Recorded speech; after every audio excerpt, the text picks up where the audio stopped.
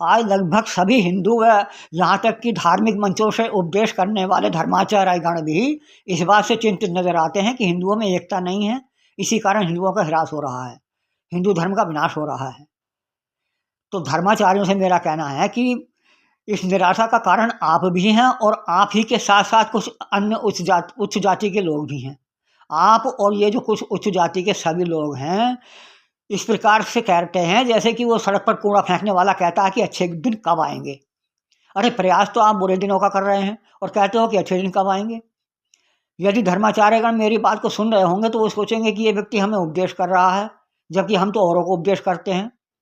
तो मेरा उनसे कहना है कि पहली बात तो यह है कि एक बच्चा भी अपने से बड़ों को उपदेश दे सकता है कि अंकल शराब मत पियो, बीड़ी मत पियो।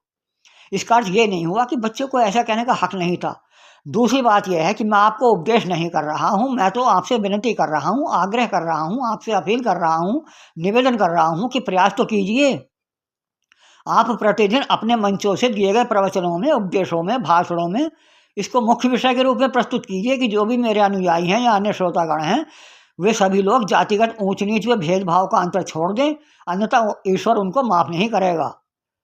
तभी तो एकता आएगी, जब ऊंच नीच का भाव मिटेगा तभी तो अस्तित्व बचेगा। हालांकि ऐसी अपील एक दो व्यक्ति कभी कभार कर देता है, वो भी इसलिए कि कभी प्रश्न का उत्तर देना पड़ जाए तो कह देंगे भाई हम तो अपील करते हैं, बस इसलिए केवल बदनामी से बचने के लिए। औपचारिकता निभाने से काम नहीं चलेगा। अगर मेरा कहना है, अगर आपको धर्म ग्रंथों की कथाओं को रोक कर भी यह अपील करनी पड़ती है, पाठ रोक कर भी यह अपील करनी पड़ती है, तो कीजिए, इस कार्य में जुट जाइए। आपकी बातों को लोग मानते हैं, आपका सम्मान करते हैं, इसलिए आपका अनुसरण भी करते हैं। अगर सभी धर्म गुरुओं की, सभी कथित धर्माचार्यों की व इनके शिष्यों की, अनुयायियों की गिनती करें तो बहुत बड़ी संख्या भारत में मिलेगी। यदि ये सभी धर्माचार्यगण अपने शिष्यों से भी अपील करें कि यदि मेरा शिष्य बनना है तो जातिगत ऊंच नीच भेदभाव को त्यागना होगा, तो मैं समझता हूँ ऐसा करने पर 1 महीने में ही कुछ का कुछ हो जाएगा। लेकिन प्रयास नहीं करते ना। अरे कौन कहता है आसमान में सुराख नहीं हो सकता? एक पत्थर तो तबीयत से उछालो यारो। अरे प्रयास तो करो। मुझे पूरी आशा है कि 1 महीने में आश्चर्यजनक परिणाम देखने को मिलेंगे और इसका श्रेय भी आप लोगों को मिलेगा।